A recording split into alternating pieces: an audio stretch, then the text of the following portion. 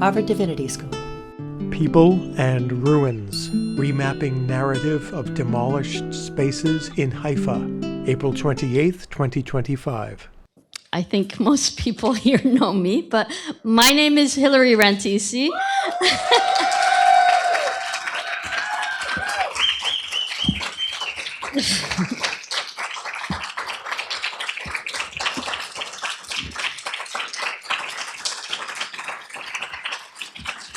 Oh,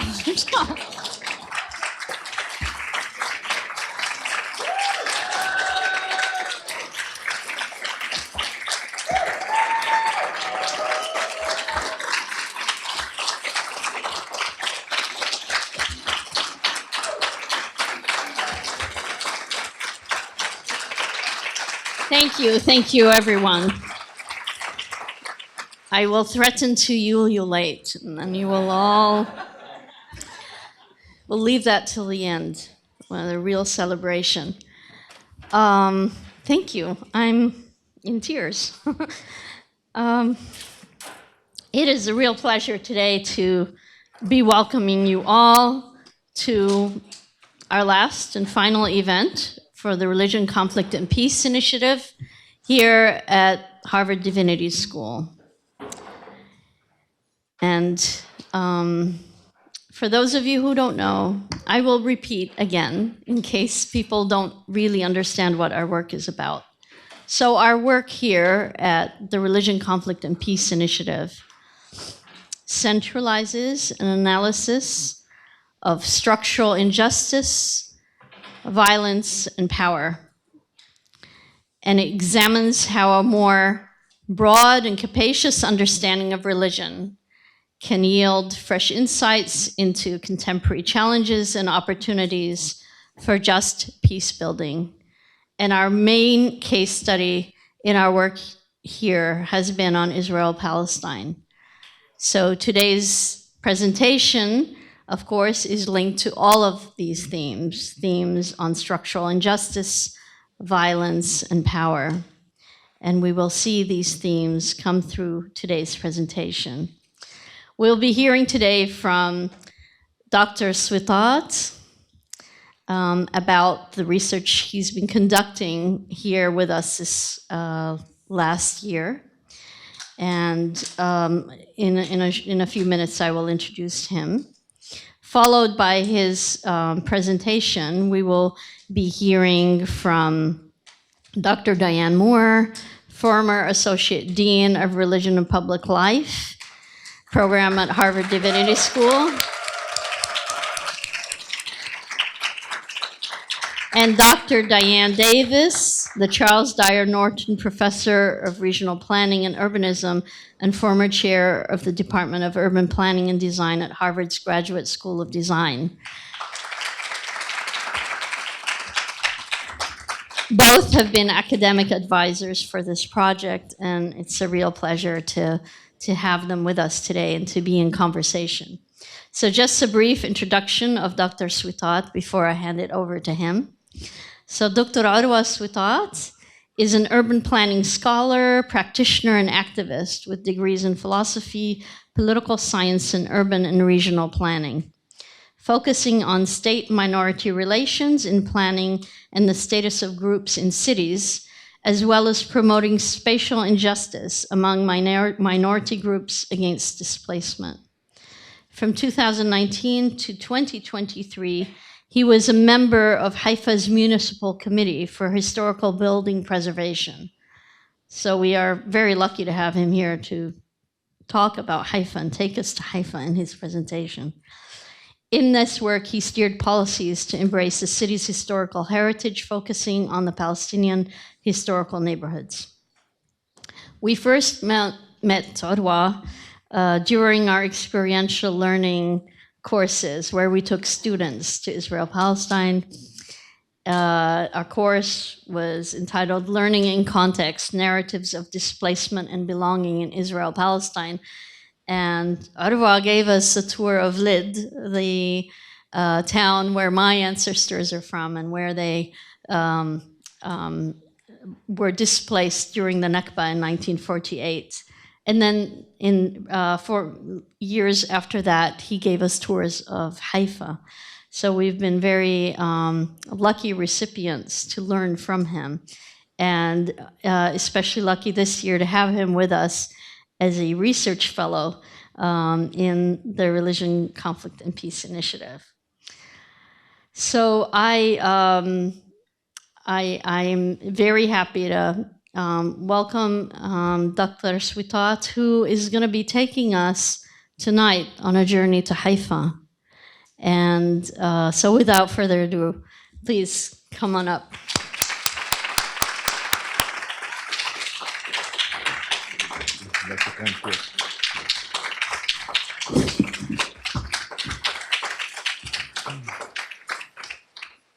Okay. Thank you, everyone. I deeply thank you for coming. I want to thank the members of the panel, Hilary Rantisi, Diane Moore, Diane Davis, for honoring me with your presence and insights. I want to thank the organizers of this event, the RCPI and RPL team, for organizing your last event, closing 8 years of inspiring work and impact, driven by steadfast principles and a deep commitment to humanity. Please, everyone, give again RCPI a big shout out. I'm really privileged to be with you today.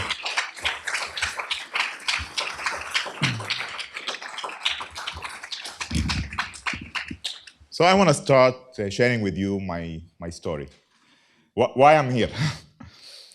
So 6 years ago, when I was doing my PhD about the status of groups in urban planning, focusing on London, I was appointed to be a member of the Haifa Municipal Committee for Historical Preservation, as Hilary said. The first time an Arab will be appointed in such position. I was one of 6, and I was really happy, honored, privileged to represent my community.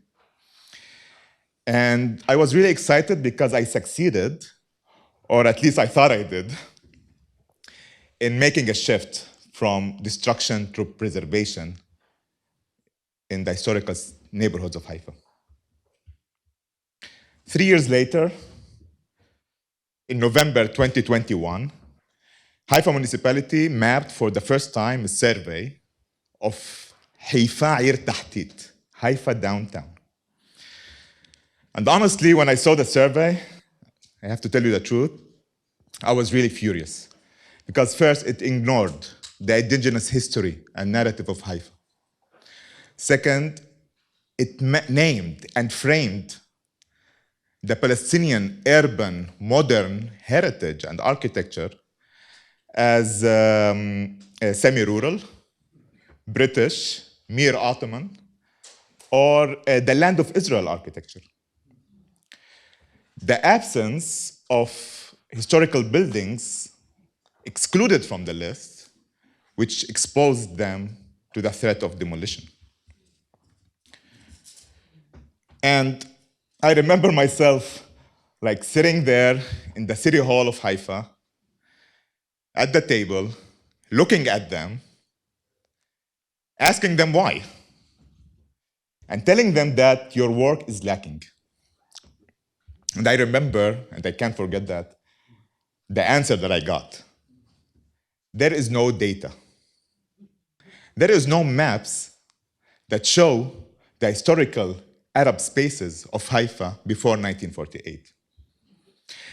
By the way, a city that was established in 1761 by Dahir al-Umar, the ruler of the Galilee. The maps were either German, like this one, or that one, or British. As you can see, the historical city of Haifa in this British map in 1945 was only plain blocks and streets. I insisted, I refused to accept that. Luckily, according to the Israeli norms and legal procedures, Such a document needs a consensus. So the survey was failed to be approved, and it got rejected. 2 weeks later, they set a council meeting in the same hall, by the way, and they fired me, taking me out of the committee. And I remember the mayor of Haifa calling me, apologizing to me, explaining to me that she had no power to change the decision. And I remember the dilemma that I had. Either to say proudly, okay, no need, I will continue doing my work in other ways. Or to say, no, I won't give up. And I was really confused because, I'll tell you the truth, it shocked me. I was in my comfort zone, doing my thing, but now I'm standing in front of a regime. Political, economic structures, powerful structures. In that moment, I remember sitting in our living room, looking at the picture of my late father on the wall that included a drawing of one of his quotes. A sentence that says, الدفاع عن الحق بوصلة الأخلاق والأخلاق جوهر الإيمان والإيمان بطيب الأعمال وهذا ما يبقى من الإنسان. In free translation, to stand for what is right is the compass of our moral soul. And morals form the essence of our deepest faiths. Faith finds its life in deeds that are noble and fair. And through these acts, humanity remains and lays bare. I immediately knew, what should I do? After the decision was published in local media, there was an outrage in the community. And then I knew that it wasn't only important for me, it was important for everyone. I understood that the historical, cultural, architectural heritage is crucial for the indigenous people of Haifa. The people organized quickly, launched a campaign.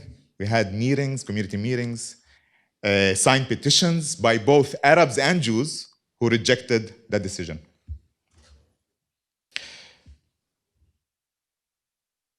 At first, the municipality insisted and refused, but after a week of pressure, they reversed the decision. I returned to the committee, and the survey was corrected, repaired. Thank you.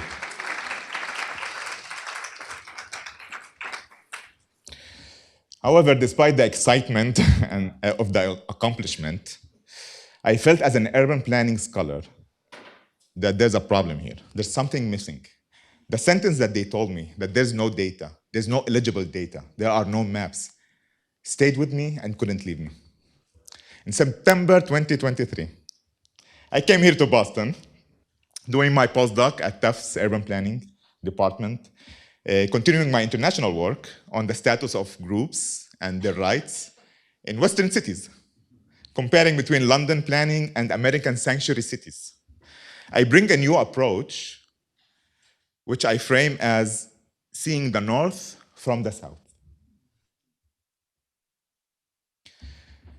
But then, the war happened. I tried to continue my work and finishing writing my book, but still seeing the destruction of Gaza, the steadfastness of the people around its ruins, took me back to my own trauma, to the trauma of my family, of my city, Haifa, that its old city was almost totally destroyed in 1948. And I couldn't stay in the north. I had to go back home. I had to return to my own south.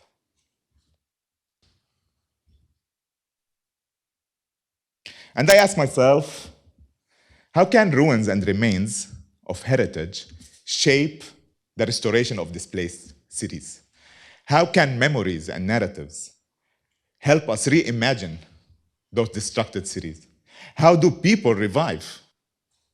You know, like, destruction is never complete.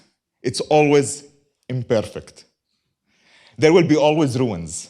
So how people do revive and reclaim their identities, rebuild themselves, reconstitute their entities, and reclaim those spaces around the ruins of their cities. How can mapping, digitization, visualization, urban planning as tools help us to restore these spaces? I argue that the ruins of displaced spaces and the remnants of cultural and religious spaces have signified the revival, the resilience, and the cultural resistance of indigenous peoples. Ruins have given people a space of meanings, narratives, and practices to face ongoing dispossession. But the main challenge is epistemic, it's methodological.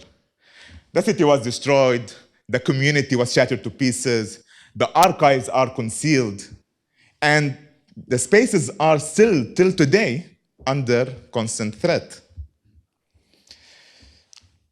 By the way, now one of the crowd told me, like, he's from Haifa, Azar. Can you raise your hand? Yeah. So, and also I saw like some people here from Haifa. So, have you heard about the Levantine market, Su Ishwam? Yeah. A roofed market, right? With merchants from Lebanon and Syria. Do you know where it was exactly? What about Cafe El Jirani? What about the Saraya governmental building? What about Kasbar Bath, الحمام الصغير? What about El Jarhi Tower or the Khan of Sheikh Hassan Al Khatib? Everyone I interviewed, including leading historians and experts of Haifa, didn't know where they were exactly, precisely on the map. But how can we know? So I'm going to show you today how we faced this challenge of absent knowledge. So first, we combined digitization of historical maps, governmental plans, and real estate plans, analyzing the urban development and tracing it from the establishment of the city. It also included digitizing oral histories and indigenous archives, and also interviews with 40 historians, scholars, planners, activists, architects, and displaced communities. I managed to reach refugees from Haifa in London, in Rome, in Amman, and also, where's Hani? In Easton, yeah, Hani's grandfather, in Easton here, in Connecticut.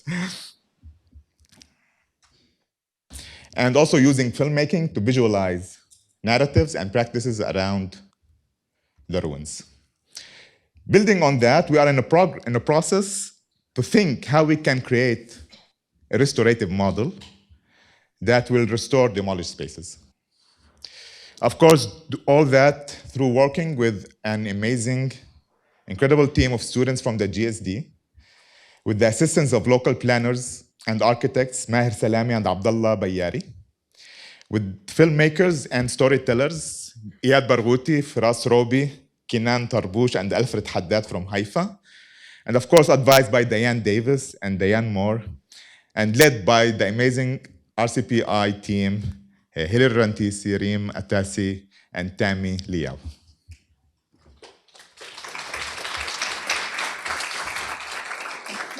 This was Haifa before 1948. This was Haifa after 1948. This was Haifa before 1948. This is Haifa after 1948. The city was destroyed. However, the erasure was incomplete. And it left the city with ruins and traces of its heritage. Today, it looks like that. Historical city covered, obscured by governmental buildings, real estate projects that are constructed on top of the ruined city. I'm excited today to show you a restorative indigenous map of Haifa. On the map, you can see the digitization of every building with a focus on cultural spaces, combined with the digitization of memories and narratives and indigenous archives. The map shows a unique, cosmopolitan, indigenous urban form of Haifa. I know it sounds strange, but this is Haifa. 13 diverse neighborhoods, tailored by the hybrid integration and mixture of religious sacred spaces. 3 mosques, 4 churches, 5 synagogues. 17 markets, 12 khans, 3 towers, 3 gates, Saraya governmental building, 9 schools, 6 bakeries, 3 pharmacies, theaters, cinemas, cafes, hotels, restaurants, 5 squares, 99 wells, 2 public baths, 2 public gardens, hospitals, mills, stairs, alleys, internal passages, cemeteries, maqams, sacred monuments, and waqf religious spaces. Thousands of families from diverse communities living together in wide diversity of architectural styles, using materials of sandstones from the Mediterranean, usually on the first floors, Mount Carmel stones, and plaster on the top floors, with flat and brick roofs, evolved according to different historical, political, and spatial transformations. Now we know that under this street was a cemetery. Now we know that under this courthouse building was a school. Now we know where was Suq Shwam, the Levantine market of Haifa, the fish market, the yogurt market, the watermelon market, the chicken market. Now I know where Kulthum, the famous Egyptian singer, sang in Haifa in Bustan al-Inshirah. Now I know that under this parking lot was a city. Was one of the most dense neighborhood of historical Haifa. Now I know what the ruins were. The ruins that I saw every day in my neighborhood. By restoring the displaced spaces, we have also restored a displaced spatial language. Midan, Saha, Khan, Yakhur, Hosh, different categories of squares and yards. Ard, Mawqa', Hara, Mahalla, Hakura, Karm, Bustan, different definitions of semi-private, semi-public gardens and parks, and semi-open, semi-closed neighborhoods. Zukak, Sibat, Mamar, Babuabi, different categories of passages. All are indigenous categories of spaces and uses. Today, it's difficult even to reimagine it in Haifa. Even we can't understand them because they were demolished. Restoring the demolished spaces opened the possibility to restore the indigenous categories of these spaces. The spatial language, the narrative. Spaces that you can't understand and comprehend from above. From the restoration of these ruins, we are making progress towards restoring or restorative planning by reimagining and reconstructing part of the demolished city, this parking lot specifically. We are imagining the parking lot by attempting to restore its historical, cosmopolitan, indigenous DNA. To face, not ignore, the current urban realities.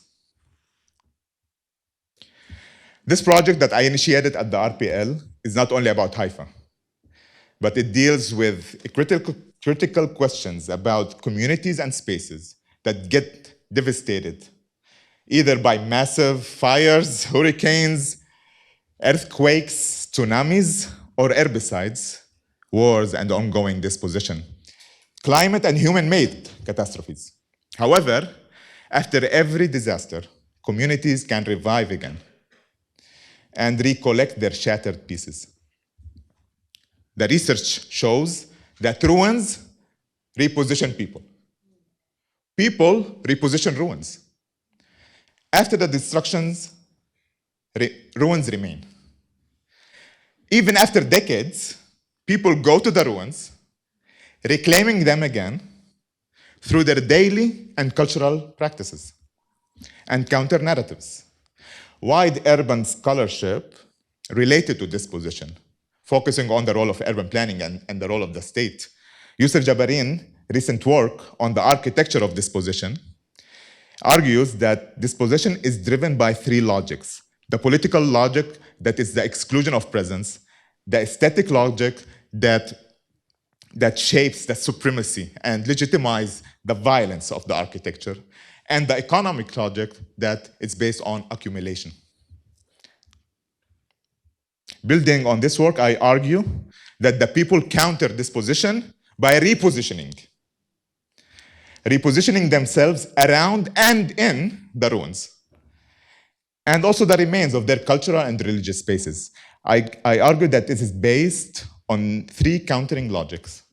How? So first, they are driven by an indigenous aesthetic counter logic. They view ruins as beauty, as the foundation of their concepts of justice and rights. When they see ruins, they are thrilled, complete enjoyment. They are moved. But this enjoyment is always incomplete, combined with pain and heartbreak of a lost city. Second, the research shows that people develop their own economic logic for the protection of the remains of their heritage, facing urban renewal dynamics. They even use new liberal practices, using the margins of the market, of the free market, but for a decolonial indigenous agenda, which I frame as decolonial new liberal repositioning. When states withdraw from the society, from the market, it appears that it opens new venues for indigenous groups to reposition. Lastly, people develop how they live, how they conceive the ruins and the remains, turning their daily and cultural practices into cultural resistance. The dynamics between people and ruins reposition them both. Through the physicality of the ruins and their meanings, people revive, resist, and are resilient to dispossession. While through the people's narratives and practices, ruins are being reclaimed, protected, renovated, reimagined, and restored. Eid is over here, my kid, and Raya next to him. My 10 years old, he started to design the logo. Yeah, so it's rehaifa.com. This is the name, so please stay tuned. Yeah, thank you.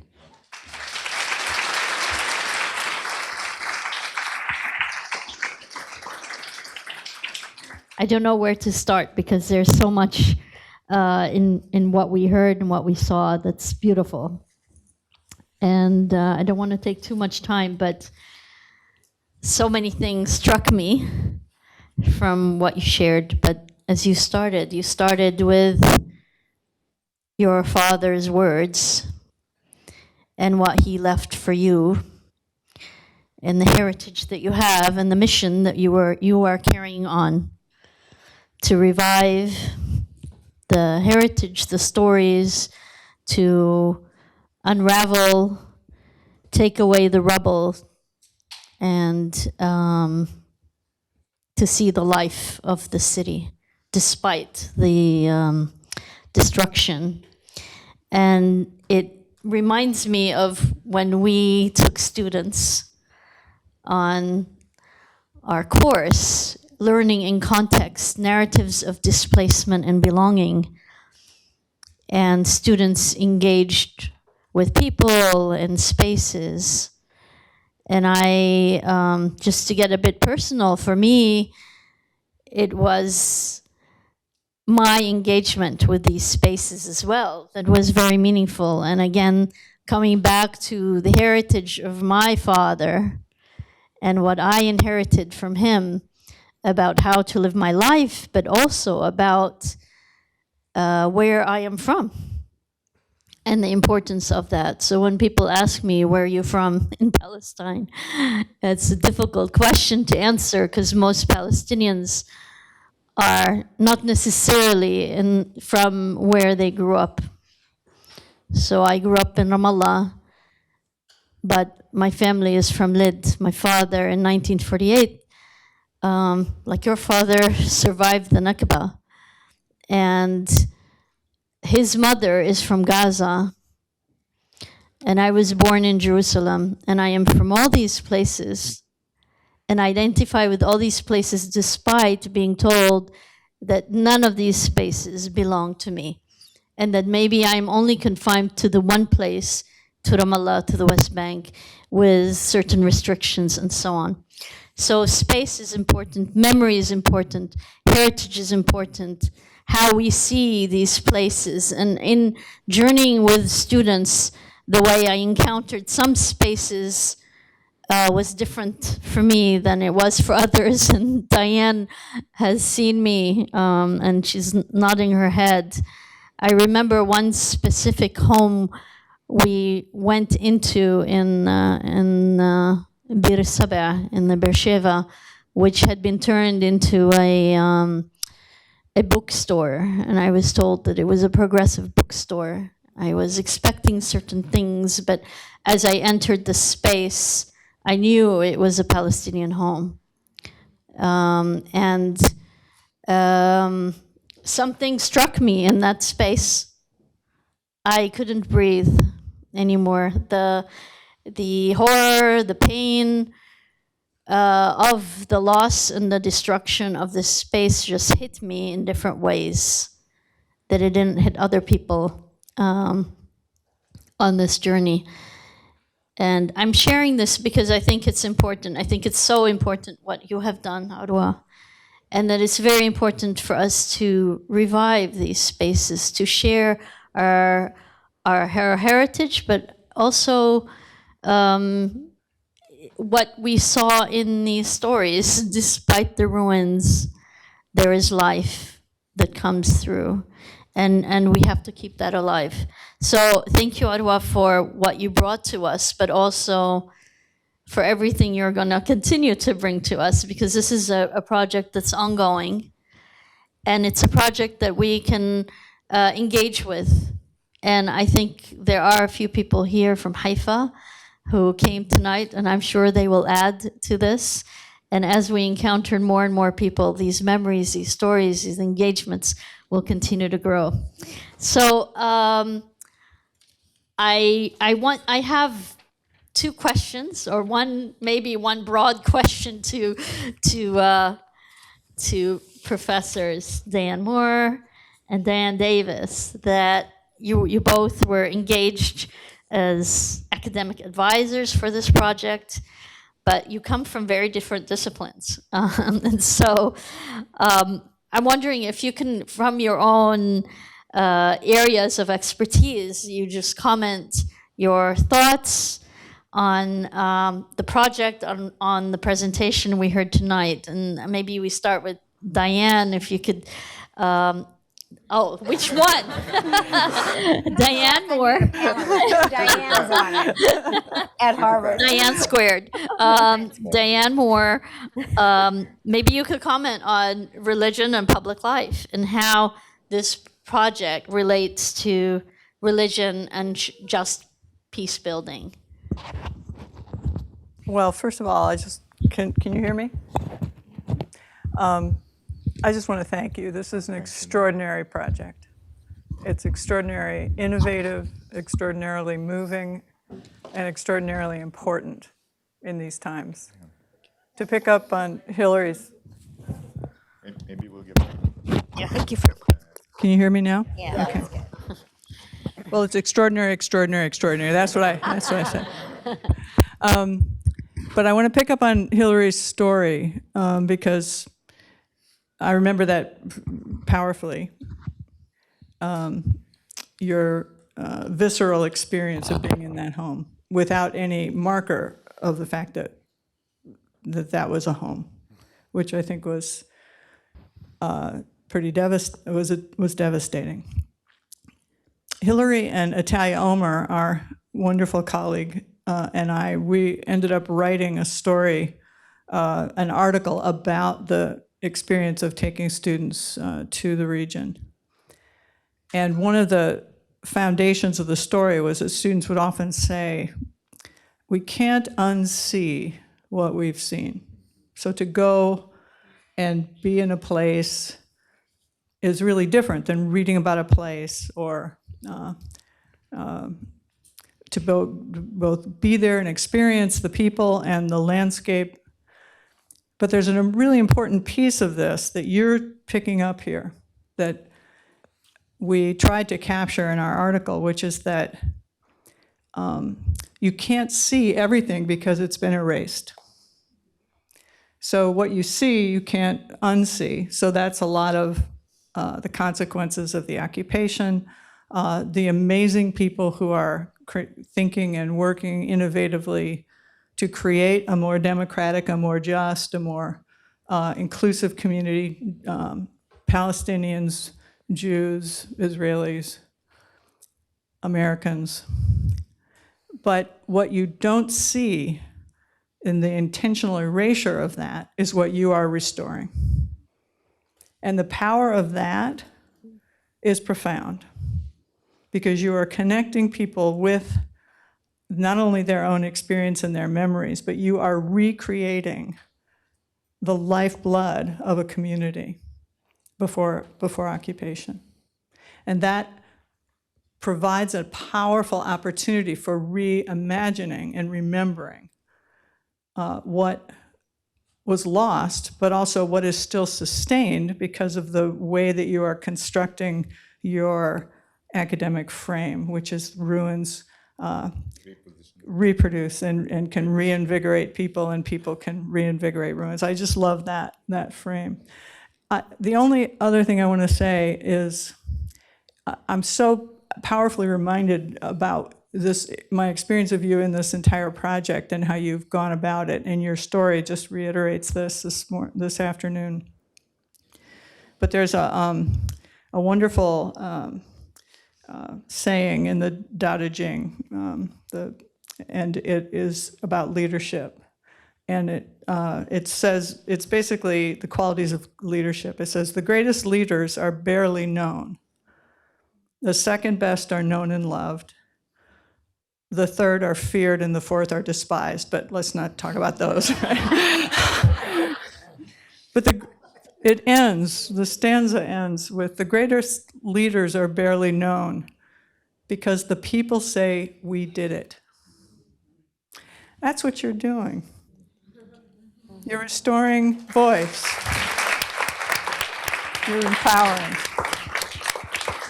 It's amazing.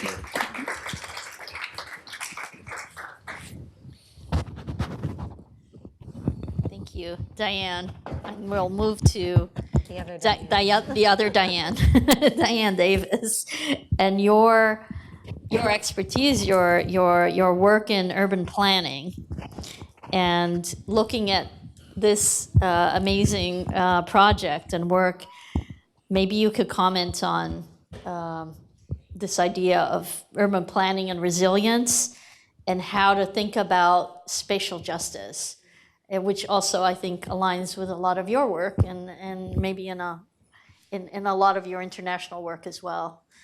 Okay, well, I mean, what I really want, I'll start by saying it's kind of a misnomer to call me an advisor to Orwa because I learned so much from you already were an expert activist, know the city, a planner, more of a planner than me. And then you did so much with this project with a team of students, and it's just been a pleasure to learn from you, and I want to congratulate you. And I think this is a really important and amazing project. I learned a little bit more about, I know something about the region, but like I didn't really have the deep appreciation of the history of Haifa that you are revealing. So that's the first thing. The second thing I was going to say, I'm going to more or less give the same answer that Diane Moore did, in that, I mean, I'm not going to put my urban planner hat on so much, but my hat as somebody who's an urbanist who studied cities, because cities are sites of the public. Cities are where humanity makes itself known and visible. And cities are, well, I mean, a lot of people don't like the word cosmopolitan, are sites of difference and tension and change. And we have to acknowledge and love that. And we look at those transformations for good and for bad. So what you have done with this project, I like to think of it kind of like a detective story. You've uncovered the history in the past in a way to give voice to the disappeared and the displaced, and to make the forgotten remembered. And it's not just the forgotten people, but the forgotten publicity and the forgotten interactions and the forgotten way in which this city has been shared over centuries and centuries and centuries. And that's such an important message. I think I also would like to say that there could be some positive, planners try to think of a projective projects to deal with past problems and make things better. And I really think making the connection between the past and the present that you've done in this, in the films and in the mapping, lays the groundwork for a future of maybe recovering the multiplicity, the pluralism of the city that was always there, but has been forcibly disappeared or invisibilized, to use Diane's word. And I think sometimes in urbanism, we think about historical change in cities through like a temporal linearity.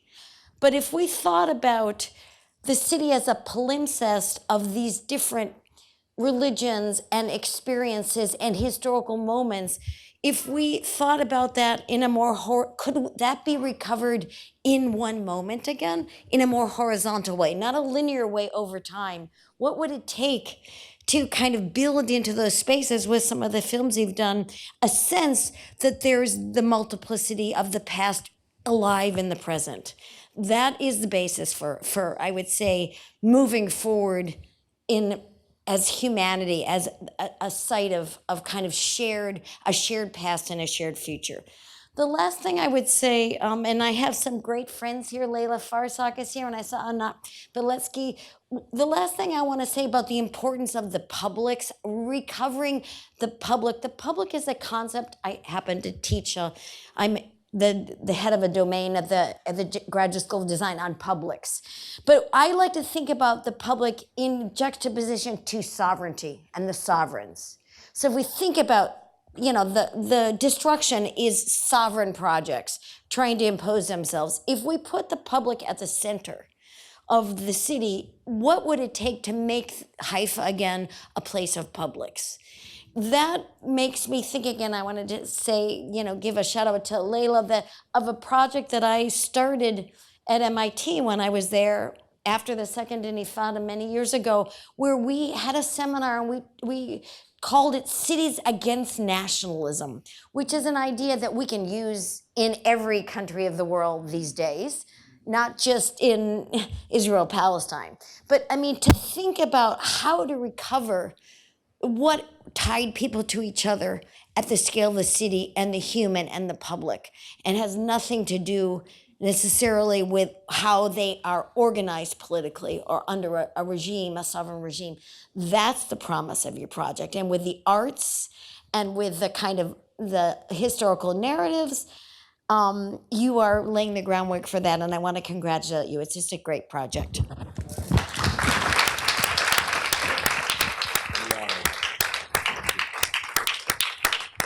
You want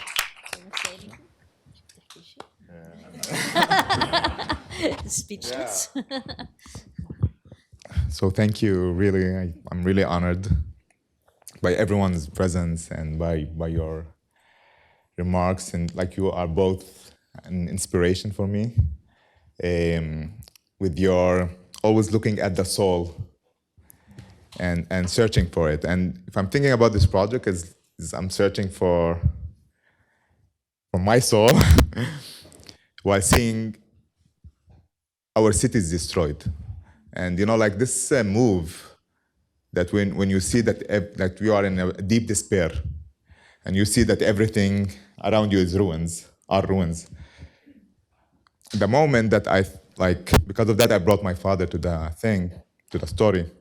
That the moment that I thought about the ruins, I remembered him as a 4 years old under the Nakba from Jiddin. It's a displaced village in the Galilee, erased today. And thinking about him and our family, how they survived. Seeing what's happening today and how people survive. From there, I'm looking. From there is hope. So I'm optimistic, and I have hope.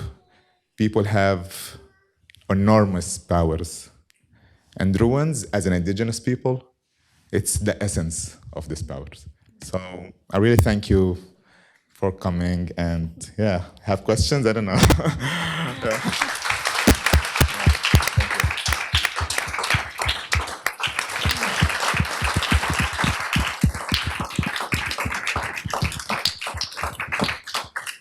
I think with this, we have a perfect ending for tonight's event. I think not quite perfect, if I may.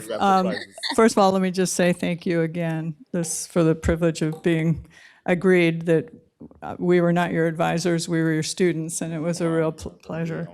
I just can't end this evening without acknowledging the fact that this is the last program for RCPI that Hilary Rantisi has led with great imagination, with great care, with great love, with great ambition, with great heart for 8 years. Hundreds of programs, dozens of students taken to the region. I have learned more from this woman in these last 8 years than I have the rest of my 68 years. And I just want to pause to just invite you all to acknowledge the extraordinary gifts that she has brought all of us over her leadership of this very important program. And the power of this program will continue through the people that she has.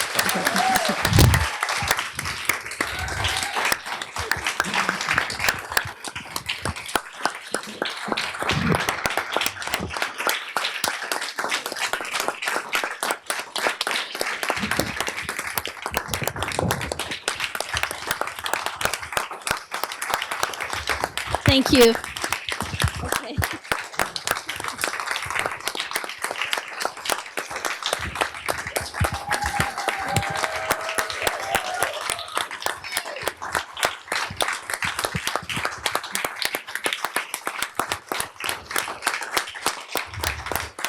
Please stop. Thank you all. Thank you. I mean, this is very moving for me. It's very gratifying to know that the work continues. It continues through all the people who have come through the program, who have been touched, and the impact grows. And a huge reason behind that is Professor Diane Moore. None of this would have been possible without the vision, the courage, the encouragement, and also all my colleagues who have made this evening possible. But Rima Tassi has been with us from year zero. Yeah. So.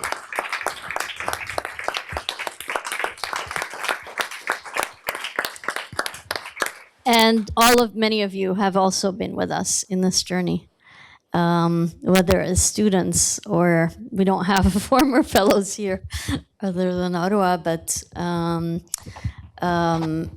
many members of the community who have also felt this space as a home for them, for coming to events and to being part of these discussions that we've had over the years, and hopefully the learning continues. So it doesn't end here. And I want to thank every one of you because you have showed up, and you've shown up tonight, and you've showed up especially during the last few months, the difficult times. And I know that you recognize the importance of these events and these spaces.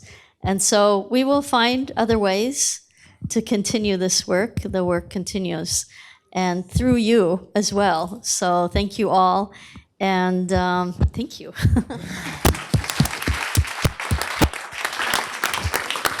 Sponsor, Religion, Conflict and Peace Initiative at Religion and Public Life. Copyright 2025, the President and Fellows of Harvard College.